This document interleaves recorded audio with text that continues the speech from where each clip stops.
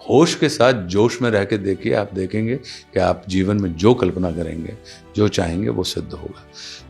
आप अपने से विरोधी मानसिकता वाले व्यक्ति को भी अपने साथ बैठा के कुछ देर अच्छे से यात्रा करवा पाएंगे कि child is a father of man, बच्चा अपने बाप का बाप होता है।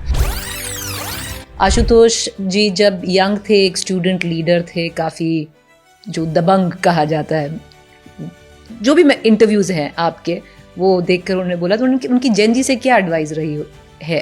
क्या अग्रेसिव होना चाहिए, प्रोटेस्ट करना चाहिए, नहीं करना चाहिए?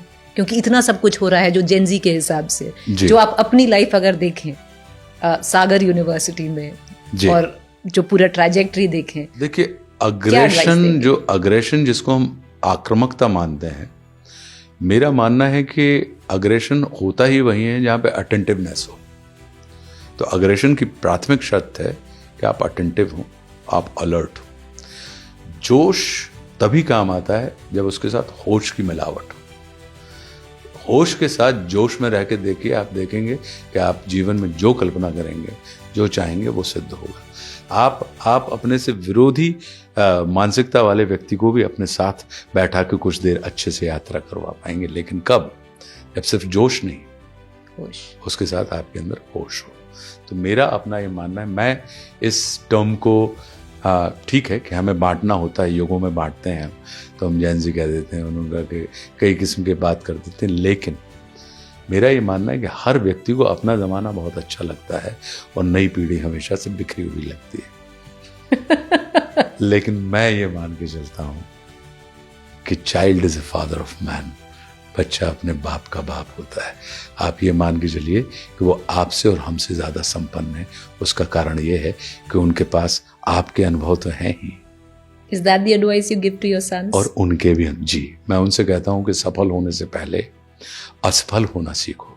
जिस व्यक्ति ने असफल होना सीख लिया वो व्यक्ति जीवन में, क्योंकि सफलता व्यक्ति को उन्मादी बनाती है और असफलता व्यक्ति को अवसाद में डाल देती है। तो जो व्यक्ति असफलता को, फेलियर को ग्रेसफुली डील कर सकता है, वो व्यक्ति सफलता को भी बहुत ग्रेसफुली डील करता है। तो सफल होने के पहले मैं यही एडवाइस देता हूँ लोगों से कि आप फेल होना सीखें। और हमें भी, हम लोग जिनको हम जेन कह रहे हैं, जो हम पालक हैं उनके, तो उनसे ये कहते हैं, कहने की एडवाइस मेरी ये है कि अपने बच्चों को फेल होने की स्वतंत्रता दीजिए। सच्ची स्वतंत्रता व्यक्ति को असफल होने की स्वतंत्रता है। एक बार उनको असफल होने की स्वतंत्रता देखिए, आप देखेंगे वो जीवन भर सफल होते रहेंगे। वो सिर्फ इस टैग से घबराए रहते हैं कि कहीं हम असफल हो गए तो पता नहीं कोई क्या ना करे, उस चक्कर में वो काम ही नहीं करते। और जब काम नहीं करते तो ऊर्जा होती है, तो ऊर्जा आक्रामकता में बदल जाती है।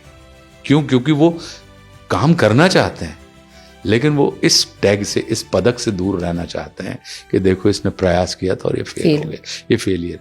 हमें उसके परिणाम नहीं, उसके प्रयासों को सराहने की दिशा में बढ़ना चाहिए। और जिस दिन हम लोगों के प्रयास सराहने लगेंगे, आप विश्वास कीजिए जो विलक्षण परिणाम हमारे बच्चे देंगे हमको और आपको, हम खुद उनके प्रति आदर, आनंद और उत्साह से भरे रहेंगे।